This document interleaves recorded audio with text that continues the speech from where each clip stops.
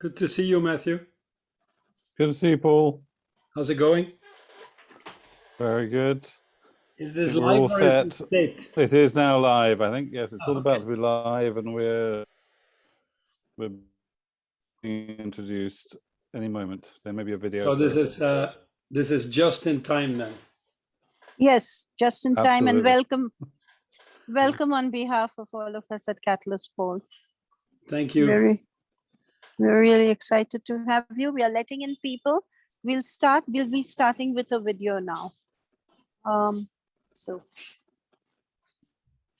Catalyst 2030 is a movement of social entrepreneurs and Hi, everybody. innovators Good morning, good embracing afternoon, collective good action to evening. achieve the Yvonne, if you could SDGs start by the with the video, deadline please. 2030. Our 1,500 members are active in 197 countries. By emphasizing collaborations, Catalyst 2030 is leveraging the power of the collective to accelerate real change in the lives of billions of people around the globe. What do our members say about Catalyst? Catalyst 2030 is an invaluable global community of impact entrepreneurs. Our relationship with Catalyst 2030 has really taught us the power of co-creation. Join Catalyst 2030 and network, bond, and collaborate with our family members. And I like the spirit of bringing change makers together to share and learn from each other. Catalyst really understands the transformative nature of collaboration. It's also a platform that can give us new tools and resources. Catalyst 2030 has put my work on steroids. But most importantly, to come up with solutions that are practical, ways where we can really make things happen, because social entrepreneurs are doers. Are you a catalyst? Join us to achieve the SDGs.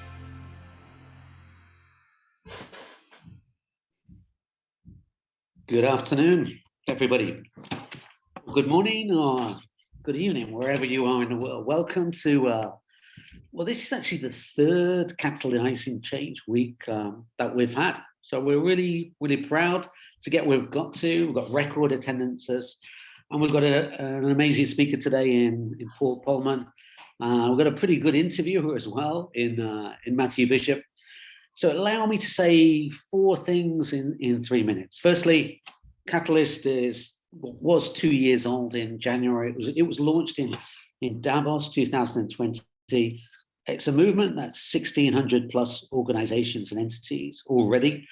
It's all about accelerating progress towards the achievement of the SDGs through system change and collaboration. And I'm going to come back to that in one moment. Secondly, it makes sense to mention this in this session, that Catalyst has just launched in a previous session, what is called the Business Council, which is an initiative to wrap our arms around the opportunity for real impact at scale and the value we can unlock by working better with the corporate sector. That's to say, to embrace the tendency that investors have on the dimensions of environment, social, and governance. So if you're a member of Catalyst, either representing the corporate sector or you're a social innovator with insightful experience of working with the corporate sector, there's an email that's going to be in the chat right now of Deepa. Please reach out and find out more about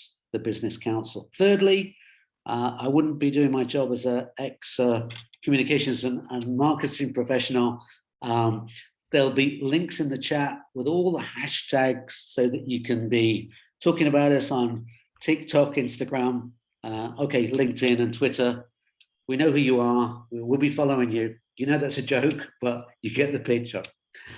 And then fourthly, I would say I met a speaker today, Paul, about 8 weeks ago, at a small session at the ESA Business School just around the corner here in Barcelona.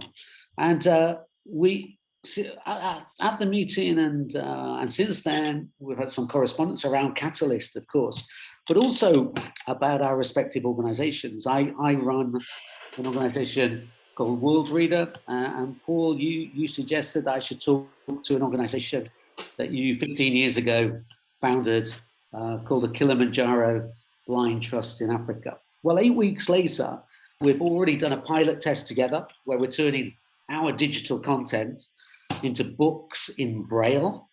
And so that those books can be read by thousands of blind and sight impaired children in East Africa and beyond.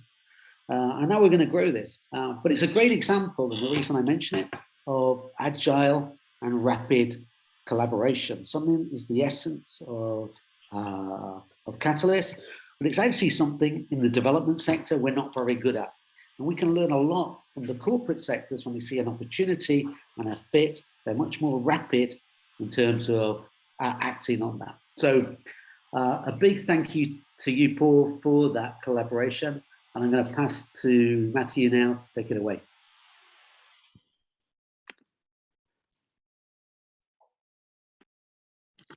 Thank you, Colin, and Paul, welcome. So without much further ado, let's dive in. Paul, I mean, you were very much involved in the process of writing the SDGs, leading the private sector work there when you were CEO of Unilever, and subsequently, since leaving that CEO role, you've become probably busier than ever, involved in all sorts of multi-stakeholder initiatives to try and accelerate the SDGs. So we really couldn't have a better person to be talking with at the moment when we think about how do social entrepreneurs play more of a role in driving towards those goals. And you've also written this extraordinary book, really primarily addressed at the corporate sector leadership, but also with many leadership lessons for anyone involved in the process of social change, called Net Positive, and are advocating this net positive mindset.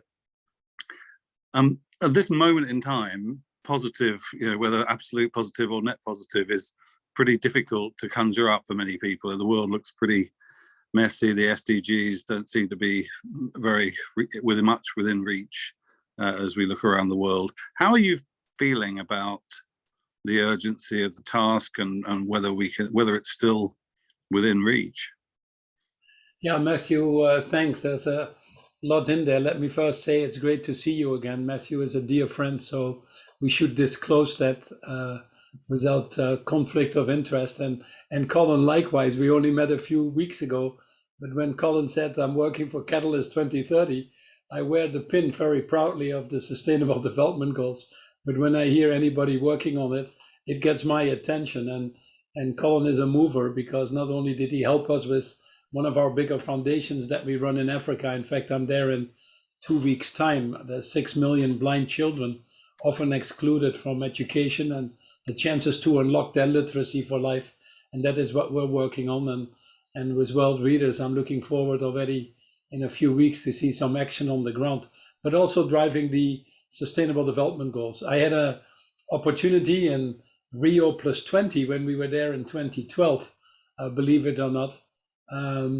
It was Brazil at that time and Colombia, hard to believe now, by the way, that were saying, well, the Millennial Development Goals will be finished in a few years, which at that time was 2015, which had as objective to halve the number of people in poverty. And how can we create a sequel to that and end poverty? And that became the Sustainable Development Goals. They were universal for the first time. The Millennial Development Goals were for developing markets.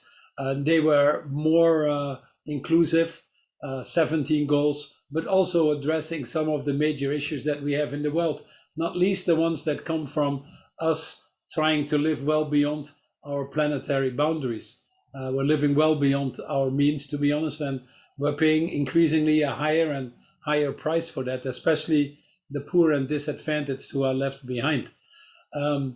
Coming to Matthew's question, in fact, Matthew has been a pioneer himself. He started the 17 rooms at the Rockefeller Foundation, where we looked at each of the Sustainable Development Goals and see how we could unlock the tipping point. You're very much about theory of change and partnership that I believe so strongly in. But Matthew has also been a pioneer in developing the Social Progress Index, where you really measure an overall well-being of a country, I think in its broadest sense, versus a narrow definition of GDP. which we can talk later, but might be at the roots of our problems. When geopolitical situations are not the way we want them to be, when multilateral institutions are not working the way they should be working, when in many countries you see populism or nationalism, or in some cases xenophobia, it sometimes gives you the impression that all of the things are broken and that it could not get worse, and yet we invent the next step. We've seen the enormous costs of climate change, then COVID, the racial tensions and inequalities. Now we have the devastating conflict in the Ukraine with the invasion of Russia. We have the resulting price escalations again on food prices, on energy prices, disruptions in the supply chain that are coming in, and obviously the poor and disadvantaged who pay an enormous price. That in itself again activates or stimulates political instability, increase in numbers of refugees, and off you go. And if we think that that is enough, all of a sudden we see China closing down because they have a strategy that is incomprehensible of keeping COVID out, that I think they'll have to come back to sooner rather than later, in my opinion. I've told myself, frankly, that if so many things are broken, we might as well break a few more things, sadly as it may be. Because in the past, too often, we sort of put bandages on things and went on as if it was business as normal and made incremental changes. We saw that very much in the financial crisis, where we missed a huge opportunity to address the burning issues of climate change and inequality. And people felt that banks were too big to fail, but people were too small to matter. And the issues of climate change and inequality became worse. That's why we have Brexit. That's why we got the previous president in the US. And that's why we see actually democracy going down in 100 countries in the world. So here we have COVID, I think a moment of pause. It has shown us how we can work together when our lives are threatened, all of our lives are threatened, and do that very fast. And hopefully we're coming out of this a little bit better, Matthew. The challenge is obviously enormous, but study after study points out that it is actually the best way to go. Science points at that, we know that. So if we would pursue the science or the truth, we would get there. But also increasingly, we have seen that the cost of not acting is higher than the cost of acting. COVID itself has cost us $17 trillion just in Europe and the US alone to save lives and livelihoods. A fraction of that would have to be spent to prevent the issues in the first place. In this case, the destruction of biodiversity or our natural habitat, the so-called zoonotic diseases. Now, it happens to be that the Sustainable Development Goals, which I was part of developing as being asked by then Secretary General Ban Ki-moon to be part of the high-level panel of eminent people, as it was called then, that the Sustainable Development Goals signed by 193 countries in September 2015 in the UN, and followed up that same year with the Paris Agreement on Goal 13, climate action, are probably our most important, but also most useful moral framework that we have to channel our actions around. And this is why I like your Catalyst 2030, and that's why I will be, till the end of my capabilities, a champion of these Sustainable Development Goals. And anybody that actually implements them, be it at company level, or be it sometimes at regional or country level itself, are seeing the benefits for that and positioning themselves for this more inclusive future, more equitable future, more sustainable future. And the ones that continue to deny it or ignore it, I think will increasingly be heading to the graveyard of dinosaurs. Whilst it's not easy, whilst time is running, whilst officially we only have 8 years left on the clock of the Sustainable Development Goals itself, I think it's by all means possible if we rise to this challenge. This is not an issue of technology or money, I think we're discovering, but this is an issue of human willpower and leadership. As I've often said, Matthew, and then I'll hand it over to you again, this is not a crisis of climate change or inequality or food security. Frankly, those are the symptoms. This is a crisis of greed, of apathy, of selfishness. And I'm increasingly encouraged by technology the financial market moving, but above all the Gen Z and the millennials who are far more purpose driven, that they are getting increasingly heard and part of the debate, the social entrepreneurs that you represent, to find the solutions within the time frames that we have. Great. So following on from that, I mean, the essence of the positive, net positive leadership that you talk about, there's this notion that firstly, you need to have the right purpose, and we have that purpose in the SDGs, but the essence of it is a different style of leadership, and one that is inherently collaborative and multi-stakeholder in its approach. Now, what do you see happening now in terms of that leadership change? You know, Davos is going to happen in the summer in 10 days' time or so. Are we going to see this sort of net positive leadership there? And particularly, I think, as a social entrepreneurship community, Catalyst 2030, you know, has really emphasized both collaboration within social entrepreneurship work, where maybe social entrepreneurs used to be sort of a bit more ruggedly individual, and now I'm really understanding the need to collaborate better, but also across different sectors. So particularly how can business, what needs to be done by the leadership of business and social entrepreneurship to get better collaboration in that area? There are three things in the question. Let me try to get to them in a brief way, Matthew, if I may. I'm writing them down. But the first one is we are seeing more companies move. And since COVID, something fundamentally differently happened than what we had seen at the financial crisis. Before COVID, everybody thought when it came that we would go back to short-termism, to cost cutting and all the other things. And frankly, that hasn't happened. We've clearly seen increasingly companies moving to this longer-term multi-stakeholder models, putting purpose at the core, sustainability at the heart of the strategies. We had 20% of the countries making net zero commitments before COVID. We now have 65% of the countries, 95% of the emissions. We see the standards and regulations moving up. More importantly, we see the financial market getting involved. The Glasgow Financial Alliance of Net Zero, $130 trillion, making commitments to decarbonize their portfolio is not negligible. And the reason I think the financial market is moving is that it's rapidly moving from a risk mitigation point of view to seeing the enormous opportunities. 81% of the ESG funds actually outperformed. Companies that more aggressively attack these negative externalities are increasingly better valued by the financial market. So I would argue that changes are happening. But the reality is, Matthew, they're not at the speed and scale that is needed. I look at it like this. The company curve of improvement was this. We probably bent that curve. People feel exhausted. They've never done so much, issuing sustainability reports and saying that they did 10 times more than their predecessors. But reality is that the needs in society are going like this. The needs in society are moving much faster. Hence, we are at a dangerous point where we think we do more, but the gap is actually increasing and anxiety going up. If you say, what are the symptoms of that? Climate change. We have the emissions going up 14% this decade at the current trajectory. We need a 45 to 50% reduction.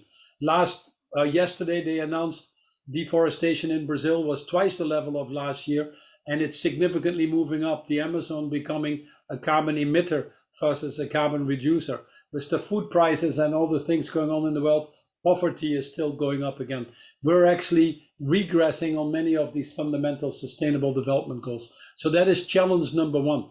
And to address that, you are spot on with the organization on the focus that you have, because we're trying now to optimize things within a system that isn't designed to deliver anymore. And we need to work the broader systems changes that we talk about in our book, Net Positive. Now, we've seen two bifurcations happening in society since COVID. Coming to your question, the first one is that companies that are running these more responsible business models have increasingly been doing better, more innovative, more resilient, better positioned for that future. And we also have seen that same bifurcation happening on leadership, where people that operate with a higher level of humanity, humility, empathy, compassion, understand the power of partnership, think multi-generational, are purpose-driven. These are the leaders that in a time of incredible anxiety and uncertainty and mental stress have been able to instill a level of trust, I think, in their following. And as a result, actually, they get that translated into loyalty, into business results. So bifurcation on the leadership, bifurcation on the business models. And you need both. One of the reasons we started Imagine, as you know, is the combination of leadership development as well as systems change. One of the things I start with in the book is develop your own purpose before you work on your companies. You cannot be sustainable as a company if you're not sustainable yourself. You cannot be purposeful as a company if you're not purposeful yourself. Now, it is very clear that if we want to come to these bigger challenges, plastics in the oceans, deforestation, climate change, and the list goes on, that no company individually can do this. So you have a theory of change, which I like, and your main part of your theory of change actually is putting the people most affected right in the middle, and I could not agree more. It has to come from the top, from the bottom up, as well as from the top down. Our theory of change is to put a critical mass of CEOs by industry sector together, work on their human transformation, make them more courageous collectively, and then work on the broader systems transformation. And that is also starting to resonate, where increasingly the private sector understands that they have to step up to help de-risk political processes, to drive the broader changes that society needs, getting out of perverse subsidies, moving markets to the longer term, accelerating the implementation of different measurement systems around sustainable accounting or social measures and environmental measures, if you want to, etc. So we are seeing these changes, and we're seeing increasingly these broader partnerships being formed. Is it enough? Is it fast enough? Absolutely not. We cannot sit on our laurels until these issues are solved. But I think the awareness, which is the first step, is significantly increased over the last 12, 18 months, if I may say it that way. This need to, that we're advocating, this need to really put the people who are most affected at the heart of the problem solving. We're hearing a lot more about that from other stakeholders nowadays, but there's a sense that a lot of that is lip service. Are there good examples you can point to from your own experience where this has been possible and that you've seen, something that could be modeled and copied elsewhere? Well, I think there are increasingly actions that actually, when the US went out of the Paris Agreement, the movements of We Are Still In or the America Pledge was very much a people-driven movement. The Friday actions that you see of the young people is very much a people-driven movement that is driving that change. I think the Food Summit was a lot of things to be answered for, but where Agnes Kalabata did an outstanding job, where we, for the first time, brought all the partners together and brought the food agenda to a much higher level than I think we've ever done, regretfully, in this world. We put the farmers and the indigenous people again much closer to the center of these solutions than we've done before. So I think increasingly people are aware of that these issues can only be solved if we make it more inclusive. It was interesting. Actually, after this, I'll have another meeting on the Ukraine looming food security issues. But we convened 20 of the CEOs to come together outside of Oxford a few weeks ago to look at this more strategically. But we met at a farm, and what was most interesting was listening to the farmer and bringing his voice in. It's changed the dynamics of the meeting. It changed also the way the CEOs talked about it, and we got out of the corporate speak. And you, as social entrepreneurs, have an important role to play, because I think you're actually that bridge in many respects between the real life on the ground, where a lot of the things happens, and also the unlock that we need at the more sometimes national, sometimes global system to enable these changes to happen. And as you what advice would you give to social entrepreneurs if they're in a position where maybe they are looking to partner with businesses about how best to approach them, how to set up a relationship with a business so that it's positioned to drive success rather than frustration? Well, it's not easy to get into these corporates. I understand that. Often the people change. There's no ownership or commitment. You're a small fish with a big machine. That was always my frustration with Unilever as well, if I may say. And we put a lot of mechanisms in place to link. We had the Social Entrepreneur Prize. We got over 15,000 companies connected in all of our value chains. We tried to get the creativity in and the thinking and the reality of social entrepreneurs. But still, despite all these efforts and perhaps doing it better than others, I know how frustrating that is. But there are mechanisms that are increasingly, I think, being put in place that make it easier. If the collectives that we have created on food or on fashion, one of the more popular sessions that we have, where we have 70 of the world's fashion companies together, figuring out how to integrate science-based targets for nature, getting out of single-use plastics, moving to regenerative cotton, buying green energy in an efficient way. Increasingly, as we aggregate these groups, we open the doors for social entrepreneurs that can come in at scale to try to offer their solutions. And I think the best ones that get the most traction are not the ones that just try to solve the social problem, but are able to make that link between solving the social problem and also helping these companies become more resilient by increasing their own financial situations or making them grow faster. So if we can marry the social objectives, which I fully subscribe to, with the economic objectives, then obviously you're in a sweet spot to get that traction. And that's a challenge sometimes, because many of the social entrepreneurs are passionately driven by the issues they try to solve, but often not fully answering to some of the constraints that many of the businesses in this incredibly tough economic environment have to deal with. And just could you talk a little bit about Unilever and that particular, your experience with the small farmers in the supply chain and what drove you there, how you made it work, and maybe what you'd have done differently knowing what you do now? Well, absolutely. I think it starts with commitments from the top, like anything with a net positive company. The first characteristic of a net positive company is to take responsibility of your total handprint in the world.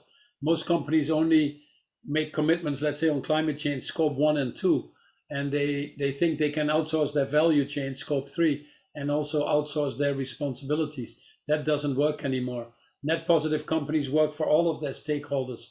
Net positive companies see profit for shareholders as a result of what they do, not as an objective. And net positive companies work on the broader transformations. So when we put the Unilever Sustainable Living Plan together, we looked at our total impact. And one of the things that we were very keen on the S of ESG, especially towards Africa, is that our model should be job generating.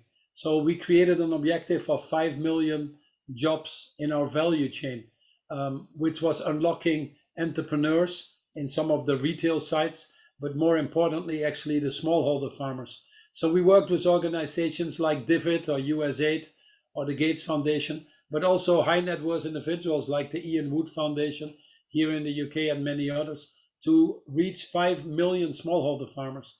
But as we had made commitments on diversity and wanted to be a gender balanced organization, here also we didn't think it was enough to do it only in our company or our board or our senior management, but do it throughout the value chain. So we put programs in place like with IDH, the Institute of Sustainable Trade that is located in the Netherlands, with GAIN and many others, to ensure that our whole value chain actually was gender balanced as well. An enormous effort to put these coalitions together, but once they are there, it's very rewarding and very resilient. A tea plantation in Rwanda that creates livelihoods for 70,000 people is something we like. So setting these objectives at the top, at the senior level, and then trying to find these solutions. It's hard work. It's not going to be easy, But when you can put that together with the right partners, where each of them contribute, including in efforts and sometimes financially, to unlock this bottom of the pyramid, then you create a very resilient business model. It never hurt Unilever. We did the same with hand washing, where we wanted to reach 1 billion people with hand washing. Obviously, we're in the soap business, so hand washing is good for us. But the most important thing is 4 million children still die every year before the age of 5 from infectious diseases like pneumonia, diarrhea, that you can solve with the act of hand washing. So again, with many of the organizations like UNICEF, Save the Children, and others, we formed these broader alliances, including with the smaller social entrepreneurs, tacked into this value chain, if you want to. And as I said, we reached over 1 billion people. And certainly, I've always felt in that sense that Unilever was a social entrepreneur at scale. I made the comment once that I'm still being quoted on by some cynicals in the financial market, that we were the biggest NGO in the world, because I felt we were a non-governmental organization, and that we were first and foremost driven by solving the world's problems. So this is how we looked at our business model, that we increasingly encourage other companies to do. And it's interesting, I think it's starting to happen. We see now companies looking much more holistically at their value chains, unlocking the suppliers, the smaller ones that are tied into their value chains, bringing capabilities and opening doors to a much broader definition of partnerships than we historically have been dealing with. So there's a question that we've just had from Bobby Fishkin that directly relates to this. And I think he's making the point that most of us would probably sign up to, that you still remain something of an exception in the business leadership of the Fortune 500, for example. What is it, do you think, that prevents more entrepreneurial leaders making this kind of transformation, and what can we in the broader ecosystem do to help them make that transition? There are some changes that we need to make, and I'm blessed to say that I work with a lot of other people that actually are moving in this direction, and increasingly with a faster pace. So I rest hopeful in that respect. But I do agree with the basic premise that we don't have enough leaders. The average tenure of a CEO is 4.5 years old, 4.5 years long. Many of the companies are being run into the ground. We still see the behavior like last year, most of the value going to CEOs or shareholders. The buybacks have gone up again. The corporate debt and leveraging up has gone up. Many companies are not willing to make the real commitments that are needed. It's easy to say 2050 net zero, but it doesn't mean anything. It's like the worst example of kicking a can down the road. So I agree with the basic underlying promise, and that's why it starts with leadership. One of the things that I spend a lot of time on, and I've talked that with you, Matthew, and many others, is to change the face of education. That's why we were at ESA. That's why I'm the chair of the Site Business School, or on the board of the Principles for Responsible Management Education, which has 870 universities connected. Our book actually is geared towards universities as well. But what is really happening is that the most followed management education, which is called business schools, and the MBA, is actually creating little Milton Friedmans on steroids. The Aspen Institute, Judy Samuelson, was telling me about a research they had done a few years ago, where they interviewed the students going into the school, and they all wanted to change the world and be useful in that respect. And they interviewed the same students after they came out of school, and they all wanted to work for Goldman Sachs and make a lot of money. So we're creating little Milton Friedmans on steroids, if I make it easy. So the first system change that we need is to create better leaders. The same at the board levels. The boards are not competent anymore versus what society really needs. And I don't want to mince words here, but the statistics would confirm that. So the first change is leadership. Then the second one is moving the financial market and the systems more to the longer term. The systems like the issues like climate change, food security, inequality cannot be solved in the rat race of quarterly reporting. The third change that we need is that you are a great champion of is redefining success. If we only define it as return on financial capital, this is what we get, but we all are going to sign up for our own demise. But if we also actively support the return on social and environmental measures, human capital measures, I think we can bend the curve of capitalism. That's why it's so important that we get science-based targets for nature, just like we have science-based targets for climate, why we support the efforts of the Sustainable Standard Board, actively help Europe implement its taxonomy, etc., etc. And then the final change that we need is really on the broader partnership level. We need to take responsibility in business to also help repair the skepticism that is there in the multilateral institutions and on the political side. That's why it's so important that we take positions on climate change or on increasingly politicized issues that really deal with human values of dignity, respect, compassion, and equity. Wade versus Roe in the United States, or the issues that we've seen around transgender, the issues that we now see around the Ukraine. Some people don't think it's a role of business and try to continue to make it very political for their own interest. But we do need to speak up and try to repair our political system, try to give courage to our politicians, to our multilateral system again, to take ownership, co-ownership if you want to, of some of these bigger issues that need to be addressed. So these are things that are the biggest systems changes that we need. But I would argue also, if you turn them around, are probably some of these bottlenecks that are getting in the way of more CEOs moving at the speed and scale that is needed. But here's the good thing. Increasingly, the citizens of this world are getting fed up, and increasingly so. They're willing to walk out, the great resignations. They're willing to go on strike. Increasingly, they're willing to put their money where their worth is and not buy anymore from these companies or deal with them. That pressure is only going to go up, and CEOs would be well advised to be more proactive. I always say it's better to make the dust than eat the dust, and that certainly would be the case in what we're discussing today. We've never been so forewarned about what is going to happen, but we've never been so forearmed with tools also to do something about it. So, it would be wise for CEOs to move and benefit financially and build a more resilient company. And again, as I said, the ones that continue to deny that, I think, are putting their own existence and their companies at risk. Now, this is all very encouraging. And certainly at Catalyst 2030, there's a lot of effort around trying to educate, I think, corporate partners and broader other stakeholder groups in terms of how best to engage with social entrepreneurs. And we have a corporate council that's now being created to work with some corporate partners to sort of identify best practice and so forth. I'm very conscious that we're almost out of time, and I wanted to really ask you for a little insight into what keeps you optimistic, but also maybe one word of encouragement and one word of challenge for this community as we go into the next wave of action towards achieving the SDGs.